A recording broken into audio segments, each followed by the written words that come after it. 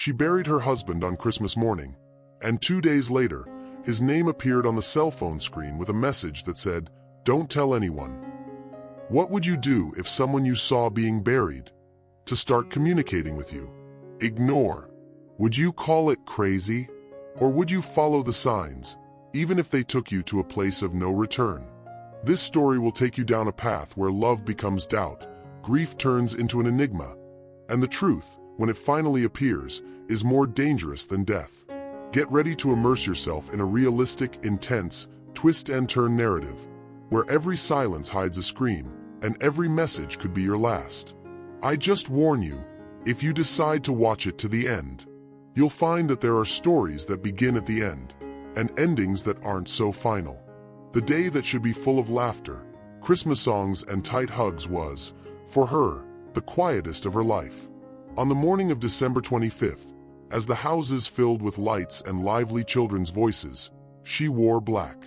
The coffin was there, surrounded by white flowers, but the only thing she could see was her husband's gaze on the last night. Not a farewell look. Far from it. It was a common look, as if he believed that he still had years ahead of him. And perhaps that was the first blow her mind refused to accept. The idea that this was really the end. She didn't cry. Not there. The body reacts in strange ways when the heart is still trying to understand. Time seemed diluted, as if the hands of the clocks no longer knew how to turn. She vaguely remembered the pastor's words, the warmth of the family's hands, the hugs murmured with ready-made phrases. But nothing filled the hole that opened in his chest. And it was there, in the face of that deafening silence, that she realized, the whole world can keep turning, but when the love of your life is buried, time freezes just for you. His last words still echoed, caught between the details of the memories. They were not dramatic. There were no confessions, no solemn promises. It was just a "see you tomorrow," like so many others. But in that tomorrow, there was no longer him. And that tortured. The brain repeats scenes as if trying to change the ending, as if there were some gap in reality where everything could be rewritten. That coffee left halfway. The muffled laughter at the previous night's dinner. The fingers that intertwined on the bed, in an automatic gesture. And to think that it was the last time. How could anyone know? Her Christmas was spent between memories and photographs scattered on the sofa. The smell of his clothes still permeated the sheets, and his absence screamed in every corner of the house. She didn't want to be comforted. Words like strength and "it will pass" sounded almost insulting. Grief is a language that only those who live it understand. And at that moment, she was fluent. The family's attempt to appear present was commendable but ineffective. Those forced smiles, the out-of-turn jokes, the plates of food insisting on looking normal, it all sounded like a poorly rehearsed play. It's not that they didn't care. It's just that no one really knew how to deal with a woman who had lost her husband on the very sensitive date on the calendar. A cousin tried to start a conversation, a nephew offered help, her brother muttered, "Anything, call me." But the truth is that she just wanted to disappear for a while. Disappear from the map. Not having to give explanations. Grief often requires loneliness. And she knew it. He preferred the silence of the dark house to the voices of empathy. Not out of arrogance, but out of instinct. After all, how do you explain that your world has fallen apart when everyone around you keeps talking about gift exchanges and Christmas dinners? She found herself reviewing old videos on her cell phone, as if looking for signs. Did he already know that something was going to happen? Did he leave any clues? A different look. A longer break than usual? And as I watched those trivial scenes, them cooking together, dancing in the living room, exchanging taunts in the market, a deep emptiness set in. How can someone disappear like this? Their love was not for cinema, but it was strong. They had silly fights, boring days, and forgotten promises, just like any real couple. But there was a connection. The kind you feel when the other enters the environment. A kind of presence that sticks to your skin. And now, with him buried, it seemed that the world was losing not only one person, but an axis. On the night of the 26th, She tried to sleep. Tried. But the body stubbornly did not rest. Every noise seemed like a signal. Each shadow, a warning. Grief has these pitfalls. It makes you listen to what isn't there. She got up, walked through the dark house, and decided to warm up some milk. Small habits like this were his last anchors with reality. It was then that, in the silence of the kitchen, the cell phone vibrated on the countertop. That made her freeze. It was not an ordinary notification. It was not spam, nor a family group. What caught his breath was the name that appeared on the screen. Michael. The same name she had texted days before the funeral, begging him to say it was just a nightmare. And now he appeared there, as if he had never left. For a few seconds, she just stared at the screen. The finger hesitated between touching or not. It seemed like a cruel prank of fate. She even thought about synchronization error, delayed message, system failure. But the time was there, 2:16 a.m. on the 27th. And it was impossible to ignore. When he finally got the courage, he unlocked his cell phone and saw the message. Just 3 words. 3 words that exploded like a bomb in her chest. Don't tell anyone. That could be anything, a joke in very bad taste, a scam, or something else. But at that moment, logic was no longer an ally. It was as if reality was tearing itself in two. One part of her was in mourning, the other part had just been pulled into a mystery as absurd as it was intimate. She brought her hands to her mouth and felt her skin cold. The heart beat faster, but it wasn't fear. It was something denser, deeper. An instinct, a warning, a calling. Michael was not a man to leave riddles. He had always been direct, practical, a little too methodical.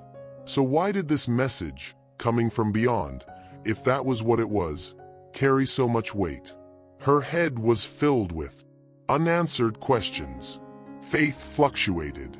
Reason failed. The feeling that something very wrong was going on was undeniable. But what to do with it? Who to tell? Was it real? Or was his mind, sunk in pain, creating hallucinations? And as the minutes dragged on in that sleepless dawn, she couldn't go back to sleep. He walked around the house with his cell phone in his hand, as if waiting for another message. A sign. An explanation. But the device remained silent, as if it knew what it had caused. And there, in the midst of the darkness, the first thread of a new plot emerged. Perhaps Michael had never really left. Or, who knows, had never gone against his will. And so, as the dawn dragged on, something inside her began to awaken. Something between fear and curiosity, which, in a few hours, would gain a new piece in the puzzle. The sun had barely touched the curtains of the room when the cell phone vibrated again. She hasn't left him away since the night before, as if fearing to miss one last chance. And there it was, another message. Short, enigmatic, almost unbearable. Don't trust anyone. It pierced through his chest like a sharp arrow. Grief now seemed like a backdrop to something far more unsettling. She sat on the couch, her hands shaking, trying to process the sequence of events. The rational mind screamed that it was a mistake, that someone was taking advantage of his number, that it was all a cruel hoax. But the heart, the heart knew how to recognize the tone. Those words were his. They were unmistakable. They had the same direct, mysterious, protective manner that he wore when things were serious. And that left her torn between wanting more answers and fear what he might discover. She then did what anyone would do in her place. She began to look for explanations. First, he checked the number. It was the same. He checked the chat history, the WhatsApp backup, the device settings. Everything seemed intact. But how? How could a dead someone's number be active? And most importantly, why? He decided to call. The finger hesitated on the green button, but there was no more room for doubt. When the call was complete, there was no answer. Just the sound of a call going all the way. And then, silence. No voicemail, no recording. Only the mute sign that seemed to mock his courage. Hung up. And at that moment, she realized she was involved in something that defied all logic. And as much as she wanted to escape, a part of her, perhaps the bravest, was already completely given over to that madness. The next few hours were taken by a kind of emotional wakefulness. She didn't move from her place, nor did she blink without looking at her phone. The world outside followed its flow, as if nothing was happening. But there, in that small space of reality that was his home, everything seemed suspended in time. It was then that, at 3:32 p.m., another message arrived. "Do you remember our house in the country?" That was too personal to be a coincidence. They had a cottage that few knew about, an old refuge that they only visited from time to time. No one outside the intimate family knew of the existence of that place. And he had mentioned it as if he knew exactly what it would do to her. Fear, the longing, and now the doubt. How could anyone know this if it wasn't he? She decided to answer. He wrote and deleted it several times. "Who are you? Is this some kind of joke? You can't be him." But nothing seemed certain. Then, on an impulse, he just typed, "Where are you?" And he waited. The time between sending and responding was torture. Minutes that seemed like years. But then the phone vibrated again. "I can't say. Not yet." That made her even more confused. It was dialogue worthy of a conspiracy movie, but the pain in my stomach was real. That was not fiction. It was his life. And it was crumbling in ways she never imagined. With each new word, she felt herself being pulled into an invisible web, sewn with threads of memories and fear. In the days that followed, the messages continued. Few words, loose phrases, but with an emotional precision that only someone very intimate would know how to use. He mentioned situations that no one else knew, details of conversations they had alone, dates that only the two of them remembered. It was not possible for it to be someone else. But it couldn't be him either, or could it? The conflict inside her left her exhausted. And no matter how hard he tried to keep his feet on the ground, the line between sanity and delusion grew thinner. Sometimes, she found herself laughing alone at the absurd possibilities. Other times, she would cry silently in the shower, wondering if she was going crazy. But one thing was certain. She could no longer pretend that it was just a coincidence. Like every mind that tries to find order in chaos, she began to investigate. He looked for articles about hacked numbers, cloning, emotional hackers, scams that used profiles of the deceased. Nothing seemed to fit his case, especially because there was no request for money, blackmail, or any financial interest. It was as if the only purpose of those messages was maintain connection, to keep alive the flame of something she thought she had lost. And that was what terrified her the most. Because, deep down, she knew that if she gave herself completely to that mystery, there would be no turning back. Something inside her was already being transformed. She was no longer just a grieving widow. She was someone who carried a secret, one that no one would believe if she told them. He then began to avoid commenting to others. After all, how to explain such a thing without seeming fragile or crazy? Her closest friends were already treating her with excessive care, as if she were made of porcelain. Imagine then if they knew that she was exchanging messages with the number of a dead person? He decided to keep it to himself. He created a hidden folder with the prints, saved the conversations, wrote down the times, recorded every detail as someone investigating a crime without knowing what he is looking for. And in secret, he awaited the next message with a mixture of dread and hope. As if that number were now a bridge between two worlds, that of pain and that of the answer. In the last message of that cycle, something changed. It was not only the content, but the form. You need to remember what we talked about on that rainy Sunday. That made her freeze. Because yes, there was a rainy Sunday, weeks before his death, when they talked for hours. And he was strange. Not sad, not distant. Just different. He spoke of the future, of plans, of dangerous people. At the time, She thought it was an exaggeration, paranoia. But now, each word seemed to take on a new meaning. Was it possible that this conversation had been the beginning of everything? Had he foreseen something that she didn't understand at the time? And it is at this point that everything changes. Because, as unlikely as it may seem, her past begins to reveal itself not as a straight line, but like a puzzle where each piece was about to make sense. The human brain has a frightening ability to revisit memories with new eyes when something changes dramatically. And that's exactly what started to happen to her. Everything that once seemed ordinary every day was now examined with a magnifying glass. Sentences spoken, looks averted, phone calls interrupted in the middle of the night. Everything came back to the surface, but with a new layer of meaning. Her husband had always been loving, present, but also reserved. He had his methodical ways, his unwavering routines, and, in some ways, a kind of comfortable silence. But now, that silence began to look like a hiding place. She remembered nights when he would go for a walk without warning, work trips from which he would return more introspective. At the time, I didn't question it. The confidence was solid.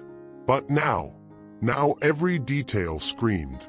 There was also that old friend, Ethan, always present.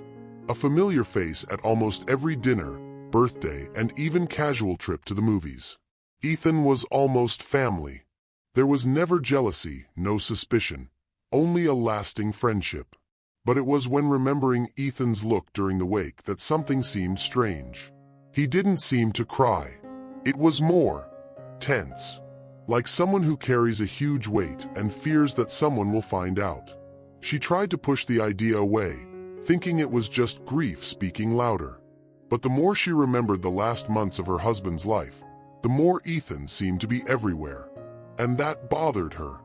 The unannounced visits, the interrupted conversations when she entered the room, even the way he changed the subject whenever she mentioned the safety of the house. One afternoon, while rearranging the old books that were in the office, she found something curious.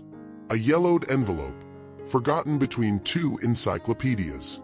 Inside, a handwritten note. The handwriting was his. Of that there was no doubt. But the message was cryptic. If it happens, remember to look for where it all began. She felt her heart race.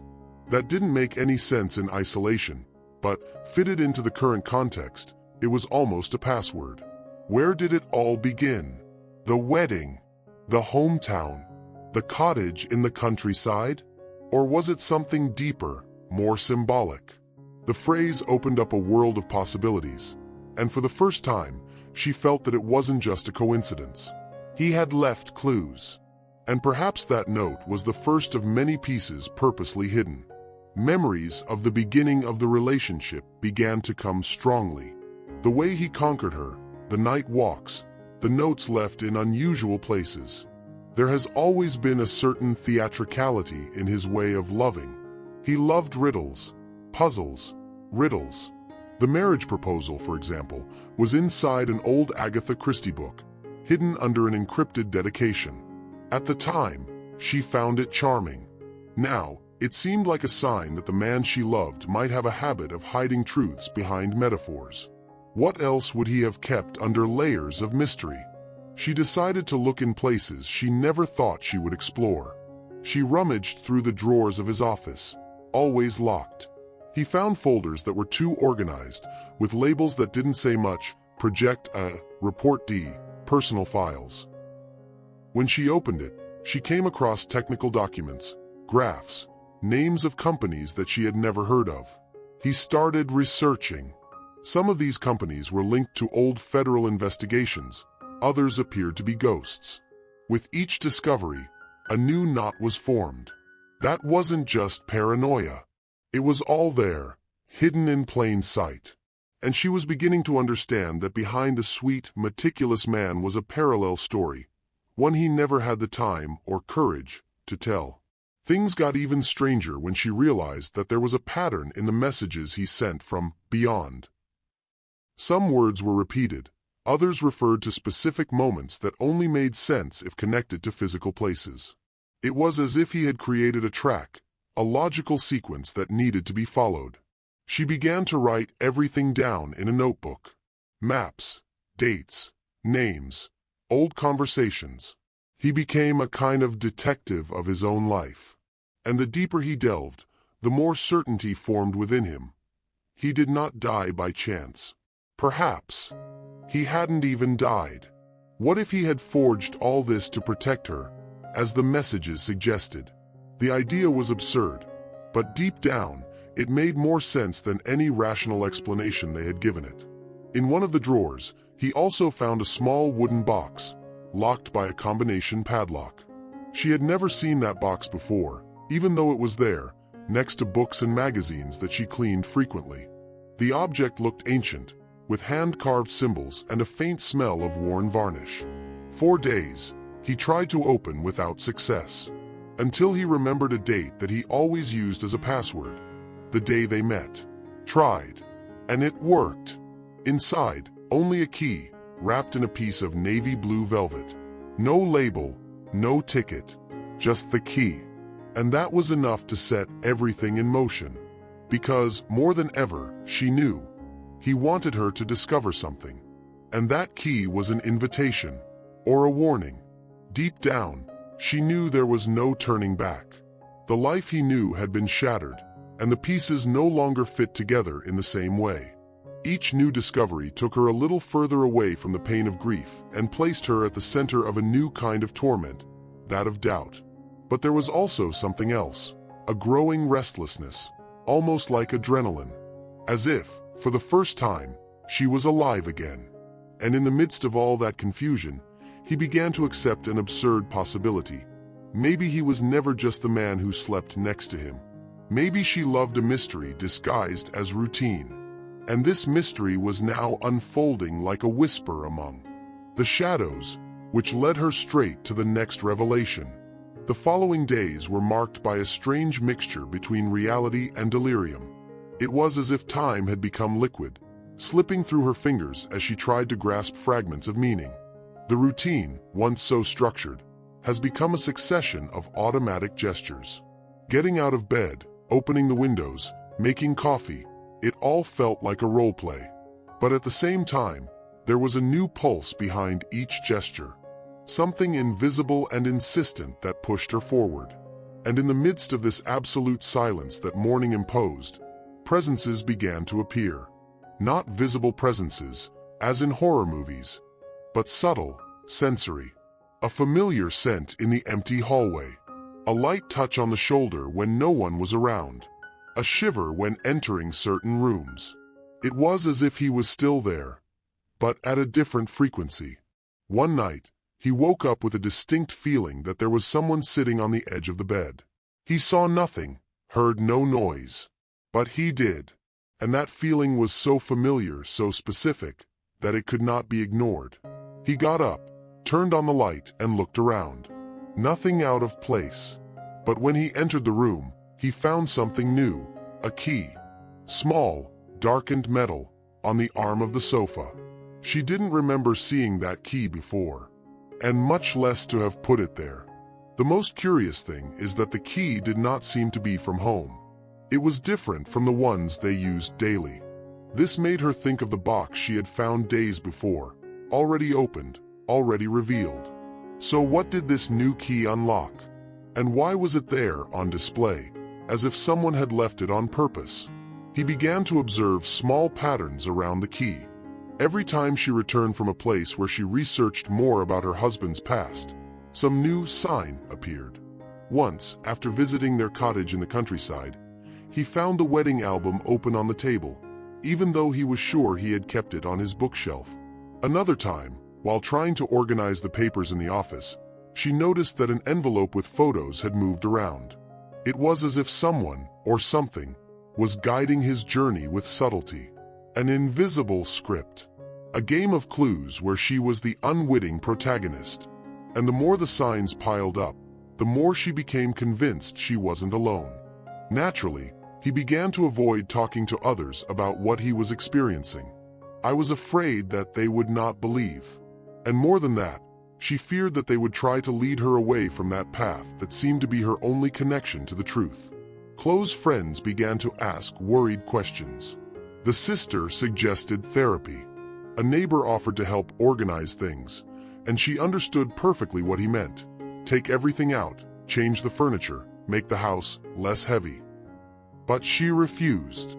There was something in that environment, in that house where they had lived for so many years, that was still breathing. It was as if the space had absorbed part of his soul, and was now giving it back to him little by little. On a rainy morning, while I was drinking tea looking at the storm through the window, my cell phone vibrated again. The message was short but clear: go to the lake. The impact was immediate. The lake was a sacred place for both of them. It was where they met by chance, decades ago, where they camped on the first trip, where he asked for her hand. It was a symbol, a landmark, and now it was an instruction. She did not answer. He just took those 4 words as if they were a sacred calling. He slept badly that night, the heart racing, the mind in turmoil. The next day, he woke up before dawn, dressed in discreet clothes and firm shoes. He took the mysterious key, the cell phone, and he left without telling anyone. During the way to the lake, time seemed to stop. Every bend in the road brought a memory. Each landscape triggered a flash of the past. He remembered laughter, conversations by the water, promises made with his feet immersed in the crystalline mirror. It was like going back in time, only with the weight of everything I now knew, or thought I knew. When he arrived, the place seemed untouched. No sign of people, no movement, only silence. But it was a different silence from what she felt at home. There, silence had a purpose. It was as if the whole of nature was waiting for her. He walked along the banks for a few minutes, trying to follow his instinct. Nothing. He sat down on a rock where they used to fish together. He took a deep breath. And then he noticed something slightly different. A part of the soil near the tree seemed to have been disturbed. The grass was trampled on, the earth a little loose. He began to dig with his hands, not knowing exactly why. And then he found it. A plastic box sealed with adhesive tape, protected from moisture. Inside it, there were documents, photos, and a pen drive. She felt a chill run down her spine. That was real. It was concrete. It was not imagination, nor emotional suggestion. Someone, probably him, had left it there. And now, she had something in her hands that could change everything. With her hands still dirty with dirt, she opened one of the folders and saw something that made her hold her breath. Images of people in secret meetings, company names, dates, coded receipts. And in one of the photos, what appeared to be her own husband, with someone she recognized, but preferred to pretend she didn't. Ethan. They were together, in a kind of shed. And what caught the most attention was the look of her husband in the image. He seemed tense. Very tense. That confirmed what she feared. There was something big behind all of this. And she, not knowing how, was in the middle of the storm. She didn't know yet what she would do with that material, but one certainty invaded her with force. That was just the beginning. On the way back from the lake, the feeling was of carrying something heavier than one's own bones in one's hands. It was not the physical weight of the documents, but the burden of what it represented. That box was a capsule of hidden truths, a wordless confession. The journey home was made in absolute silence, as if even the car radio respected the gravity of the discovery. When he arrived, he locked the doors, turned off his cell phone, and took a deep breath. I felt that, from that moment on, I was being watched. Not by anyone necessarily, but by a truth that was waiting to be unveiled. He placed the box on the table, looked at it as if staring at a sleeping wild animal. And then he began to organize the contents, piece by piece, clue by clue. The photos revealed strange encounters. People in formal attire, meetings in isolated places, looks that seemed to avoid the cameras. Some images had handwritten dates. Others came with codes that she couldn't crack. But there was a pattern. They all referred to the last 6 months of her husband's life. He wasn't just involved with something suspicious. He was documenting that, denouncing. investigating on his own. And, it seemed, doing it clandestinely, without involving the police, without telling anyone. The pen drive contained videos, audios, encrypted spreadsheets. He was afraid to open it. He knew that in doing so, he would cross a line of no return. But the fear of not knowing was already greater than the fear of what I could find.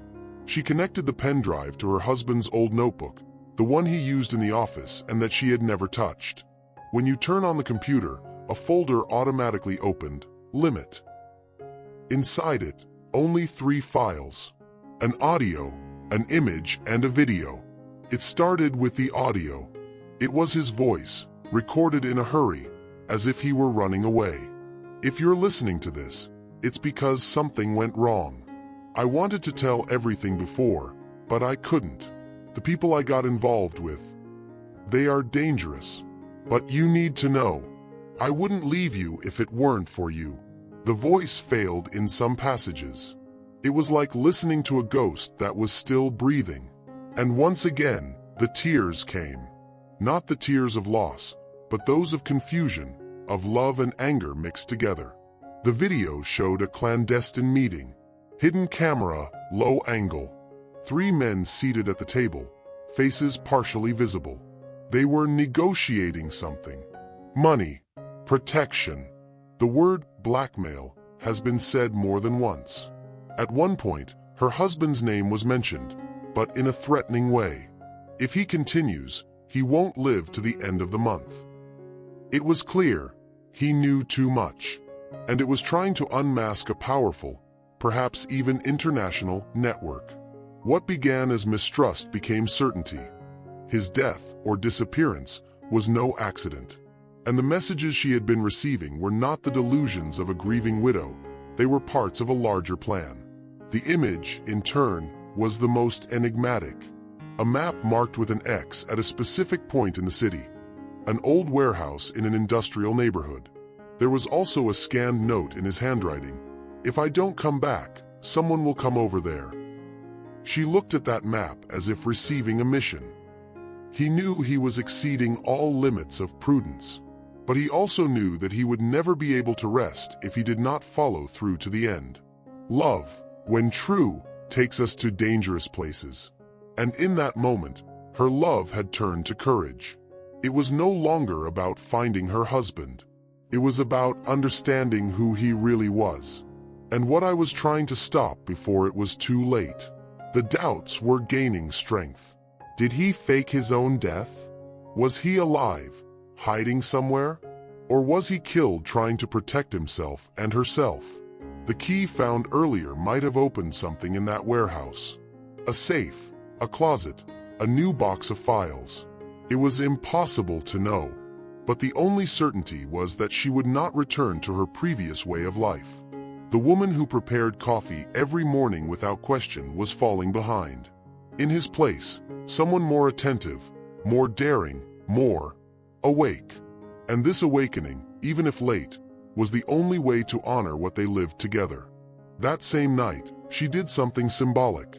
She burned a candle next to the wedding photo. Not by morning, but like someone who lights a torch before starting a dark crossing. She looked into the eyes of his image and said aloud, "If you are alive, I will find you. If it is not, I'll find out why." Those words echoed through the house with an almost mystical force. It was as if she was sealing a pact with the invisible, a commitment to the truth. And the truth, as everyone who's ever been injured knows, is a double-edged sword. It can set you free, but it can also tear you apart. The next day, even before the sun rose, she put the key in her pocket, took the map and drove to the marked address. The neighborhood was silent, half forgotten, with old warehouses and few cars on the streets. He stopped the car a block away, got off with firm steps. The indicated place was an abandoned shed, with broken windows and a half-open iron door. Entered. The dim morning light pierced through the cracks in the structure, casting long shadows on the ground. The silence was absolute. Only the sound of his own breaths filled the space. He walked slowly to the back of the shed. And there, hidden under a loose board, he found a small metal box. He used the key, and the click of the lock opening was like the sound of a new life beginning. Inside, there was a new note, and a name she never expected to see. The name on the note was impossible to ignore: Ethan. The letters seemed to pulsate on the paper, as if they carried a life of their own. For a moment, she didn't know if she felt fear, anger, or relief. Ethan, the trusted friend, the man who had been by her side at all times of her grief, who had organized the wake, who had helped with the documents, who had prepared coffee while she could barely stand. He was in everything. And now, he was also in the shadows of secrecy. The note only said, "Trust him, but only to the end." That phrase was an emotional trap. Trust and distrust dueled within her like two hungry beasts. Why would her husband leave such an ambiguous message? And what exactly did "only to the end" mean? She knew she would need to confront him, but she also knew that this encounter would change everything. On the way back, his heart beat at a pace that seemed to no longer obey the rules. Each memory with Ethan now took on a new tone. The averted looks, the long pauses, the vague answers when it came to her husband. He always seemed to know more than he said. But now she had proof. Documents, photos, notes, and a name. As soon as he got home, he thought about calling, but gave up. I wanted to look him in the eye. I wanted to feel the reaction, observe the body, the tone of voice, the details that silence reveals. They set up a cafe in the center of the city, a public place. She knew she needed to protect herself. And when she saw him enter the cafe with the same serene air as always, she almost believed that none of it was real. But the truth carried weight, and she was already carrying too much to pretend she didn't know. They sat facing each other. The noise of conversations and surrounding cups seemed distant. Ethan smiled, asked how she was, and for a few seconds, she almost forgot why she was there. But soon he put the note on the table. "Why is his name here?" he asked in a low voice. He paused, his eyes scanning his handwriting, and then took a deep breath. The silence that followed was more revealing than any words. His expression changed, subtly, as if something inside had been exposed. And then, bluntly, he replied, "Because he knew that one day you would find out." Those words fell like stones. She tried to stay calm, but her voice trembled. Ethan looked around, lowered his tone, and added, "He didn't die, but he's not alive as you might think either. I helped him. But it was never meant to hurt you. It was to save you." Her mind exploded. With each sentence, the world he knew fell apart. Ethan explained that her husband had discovered a criminal network that involved businessmen, politicians, and even public officials. A web of corruption and blackmail that moved millions. He was too close to the truth and began to be threatened. When he realized that he would be eliminated, he devised a plan to disappear, simulate one's own death. And Ethan had been the only one he had trusted to execute this. He knew that if he stayed, you would be the next target. "So you asked me to keep everything a secret, even from you." She felt the blood pulsing in her ears. It was hatred, it was love, it was grief resurrecting in the form of confusion. "And you lied to me all this time?" he asked. He lowered his gaze. "I lied to protect her." The coffee was already cold, but the atmosphere seemed to be on fire. Every word spoken in that meeting was a blow to the heart. Ethan detailed how her husband had forged the burial documents, manipulated records, left false leads, and how all that was supported by a network of contacts that guaranteed the disappearance. "But why the messages?" she asked. "How could he send messages if he's dead or hidden?" Ethan hesitated, and then revealed that part of the plan included automated messages, scheduled to be sent after certain days, based on specific triggers. "He knew you wouldn't give up, so he planned everything to guide her to me when it was safe." She was silent, processing. The impossible now made sense, and yet it was unbearable. But there was something in Ethan's words that sounded incomplete. A tone of hesitation, as if still hiding something. She noticed. "There's more," isn't there?" he asked firmly. He looked away for a moment and muttered, "He trusted me too much. And that's what put us in danger." The air seemed to disappear. Ethan said that in the last weeks before the disappearance, the two were being followed. That her husband had accused him of passing information to someone on the network. And that, to prove his loyalty, he agreed to help him disappear. But something went wrong. That night, in the alleged accident, I should find him. He never showed up. I only found the car, on fire. But the body, I've never seen it. His voice trembled. It was guilt, it was fear, it was something between the two. And in that moment, she understood. Ethan was broken inside as much as she was. The revelation left her in limbo. On the one hand, she was relieved to know that her husband might still be alive. On the other, she felt the crushing weight of having been deceived by both. Everything she believed to be love now seemed like a board of secrets. Ethan tried to hold her hand, but it backed away. "Don't touch me," he said firmly. He just nodded, resigned. Before leaving, she asked, "Why did the note say to trust you, only to the end?" Ethan was slow to respond. "Because after that, I can't guarantee that I'll be on the same side." She watched him for long seconds. His expression was that of someone who carried a sentence. And at that moment, I knew that I had not yet reached the bottom of this story. There was more, much more. Back home, silence enveloped her like a thick fog. The shadows seemed to watch her. And, in the midst of that emotional confusion, a new message appeared on the cell phone screen. It was his. "It's almost over. Follow the instructions. Trust what you feel, not what you see." Her heart almost stopped. The words were direct, intense, as they always were. He sat on the couch, staring into the void, with the feeling that the world was about to change again. And so, between fear and hope, she realized that the full truth was yet to come. The next step would be the most dangerous of all, and perhaps the only one capable of freeing her completely. The next morning, when the alarm clock rang, she had been awake for hours. He had not slept. His head boiled, trying to process everything he had heard from Ethan, everything he had discovered, everything he had felt. Grief was no longer the center of her pain. Now, it was the enigma. It was the awareness that the man she loved had hidden crucial parts of her own life. Perhaps to protect her, perhaps because she does not fully trust. But one thing was certain. He was still somewhere. And he was communicating with her. The cell phone vibrated again.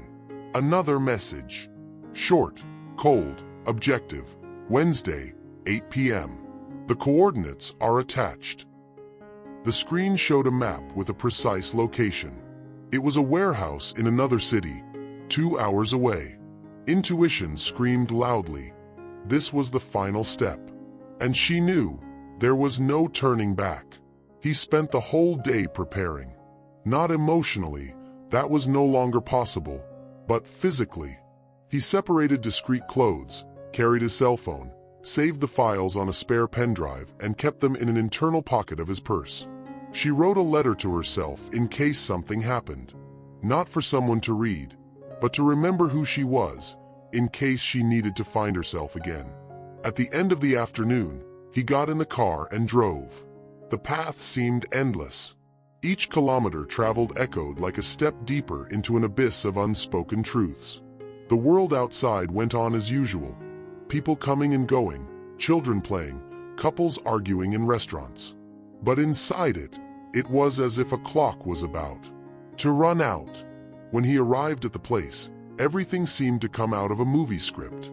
An old warehouse, surrounded by deactivated sheds, with broken windows and exposed power wires. The gate was ajar. When he entered, he followed the signs on the map. At the back of the place, there was a room closed by an iron door. And, glued to it, a brown envelope with his name written by hand. The lyrics were his. He opened it with trembling hands. Inside, a letter, long written as a will. The content was devastating. He explained how he accidentally discovered the criminal network, as he tried to warn authorities and was silenced. How she realized that they were monitoring his every step and that, if she didn't act, she would be the next target. He didn't disappear out of cowardice. He disappeared so that she could live. In the letter, he revealed that he had left everything scheduled: the messages, the notes, the files. Each step of the way there was planned months in advance. "You know me, love. I knew that if I were you, I would do the same."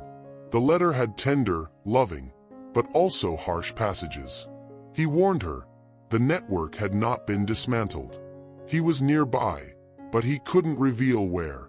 There were powerful people involved, names she would never have imagined. "If I tell you where I am, they'll find you. And then, all my sacrifice will have been in vain." That hurt like a stab.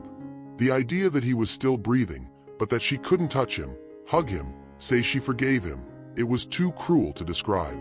Along with the letter, there was a small disposable cell phone. No camera. Messages only. When you turn it on, a single contact is saved, M. And a new message waiting. "Now you know, but you need to make your choice." The screen flashed with a second text. "Do you want to follow?" It was like a button that, once clicked, would change everything. She took a deep breath and replied with one word: "Yes." The answer came almost instantaneously. "There is a safe in the closet on the left. Take the content and burn it after reading. Don't save, don't copy, don't tell." Her heart beat in her chest like a war drum. The adrenaline was absurd. He was about to access the core of the secret, the one he had kept under lock and key until the end. The safe was there. He used the key he had received at the lake. And when he opened it, he found a leather briefcase with confidentiality seals. Inside, dossiers, false identities, contracts, connections between multinational companies, names of politicians, photos of secret meetings, deposits in tax havens. It was the whole web, the network he feared so much. It was all there, documented. It was the kind of material that could topple empires and put her in a grave. She read each page with the feeling of ringing fire. In the end, he did exactly as he was told. He took everything to a metal drum, poured gasoline, and set it on fire. The flames rose as if burning not only the paper, but a part of his old life as well. As he watched the documents turn to ashes, a new message appeared on his cell phone. "Thank you for trusting me. You were the only one who never abandoned me." She fell to her knees. She cried as she had not cried since the burial. Not of pain, but of exhaustion. It was the end of a cycle, or perhaps the beginning of another. Everything I knew about love, trust, truth, had been reconfigured. That man wasn't just her husband. He was a strategist, a silent agent, an invisible protector. And even after the fake death, he was still there, guiding every step. She still didn't know what to do with all that. But for the first time in a long time, I felt like I was where I was supposed to be. On the way home, the world seemed different. The city lights had a harder glow. People seemed to walk faster. It was as if she now saw through the surface. She was no longer a frail widow. It was someone who had gone through the darkness and returned with his eyes more open. When he arrived, he put his cell phone in a safe. I knew that this story was not over yet. But now, she was part of it. And at that very moment, in the reflection of the mirror, she did not see herself only as the woman who lost her husband. She saw herself as the woman who faced the impossible. And he won. On the eve of the following Christmas, the smell of cinnamon, pine, and biscuits invaded the air of the city again. The streets were lit up, shop windows decorated, children laughed loudly with red hats. But to her, everything seemed to happen inside a fogged glass. It was as if I was watching life from the outside. A year had passed since the burial, since the Last Supper with him, since the goodbye that, in the end, was never real. Still, the absence weighed heavily. Even though he knew he was alive, somewhere, The pain of distance was as sharp as the pain of death. Maybe more, because now there was something crueler than longing, the chosen silence. She knew enough not to look for him, and yet every fiber of his body wished to ignore this invisible agreement. That night, he decided not to go to the family home. He refused the invitations, hung up the phone, turned off the balcony lights. It wasn't depression, it was respect. A silent ritual with what survived inside it. He inspected the house as usual, locked doors and windows, prepared tea. She sat on the same couch where she had received her first message from him a year ago. The lights of the Christmas tree were still flickering, kind of clumsy. It was a smaller tree, without many decorations. Just a star at the top, and a single gift at the bottom, wrapped in gold paper. He could not explain why he had put him there. He just felt he should. Perhaps it was a way to keep alive what still inhabited his heart. Or perhaps a way of saying, "I'm here. I still feel you." It was then that, as in a whisper of time, the disposable cell phone, the one he had kept off since the last meeting, vibrated. She stared at him for long seconds before picking him up. The usual number. The message, simple as a tear flowing, "Merry Christmas, my love." Her eyes filled with water instantly. There were no more codes, coordinates, orders, or secrets. Just that sentence. As if he knew exactly what to say, at the exact moment, the way she needed it. It was him. Always out. She pressed the device to her chest, taking a deep breath, trying to hold back her tears. But that sweet pain, that of longing that pulsates, but no longer hurts, was impossible to contain. He got up, walked to the bookshelf, and took the photo album. He sat down again, in the same place as always, and opened it. With each image, a memory. The walks, the simple dinners, the improvised dances in the living room. There was more than memories there. There was an invisible pact, a history lived in layers that was only now beginning to be understood. And even with the emptiness by her side, she smiled. Because, in some inexplicable way, he was still with her. Not just in the messages, not just in the recorded voice, but in the courage he now carried, in the decisions I was capable of making, in the firm look he had acquired. She was a new woman, and that, perhaps, was the greatest gift he left her. In the middle of the night, something impelled her to open the gift under the tree. Even without a sender, even without a reason. He tore the paper carefully. Inside was an old book, the same one he had used to hide the proposal. The Murder of Roger Ackroyd, by Agatha Christie. On the bookmark, a note, "If you love me, forget that I exist." That made her freeze. The weight of the sentence fell like a blizzard on his chest. But, at the same time, there was a lightness in that pain. It was not a cruel farewell. It was a request, a cry for freedom, a silent cry of someone who chose to disappear to protect what he loved. And she understood. He understood how only those who love deeply can understand. He sat at the window, watching the snowflakes begin to fall. The city was sleeping. And there, in the silence of the night, she allowed a tear to flow, not out of weakness, but as a ritual. As if sealing a pact, as if accepting that not all loves need to end with reunions. Some continue, even in their absence. Some live, even without presence. She closed her eyes and imagined him there, somewhere far away, looking at the same sky, thinking of her too. It was a certainty that did not need proof. It was faith. It was connection. It was love in its purest form. Minutes later, one last notification appeared on the screen. It was a video. Mute. Images only. A quiet, secluded place. Mountains in the background. A simple cabin. The camera shakes gently, as if it were being carried. And then, a quick close-up of a hooded man putting wood on a fireplace. The beard was familiar. The gesture of the hands, unmistakable. The video ends with the fireplace lit. Not a word, just heat. She pressed her phone to her chest again and smiled.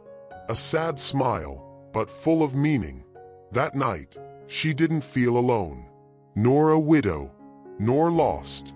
He felt protected, as if, somehow, she was still being loved by someone who chose to disappear to save her. She closed her eyes and whispered to herself, "Merry Christmas, my love." Sometimes, true love isn't the one that promises to stay, but the one who chooses to disappear to protect. And when all seems lost, when the coffin descends, when the last tear falls, it may be that the story is just beginning. After everything you've seen here, tell me, what if the person you love more than anything has a secret so deep that it would change everything you believe about it? Would you really be ready to know? Now I want to hear from you. Do you think she did the right thing by following through to the end? I would have the courage to keep a secret like this forever.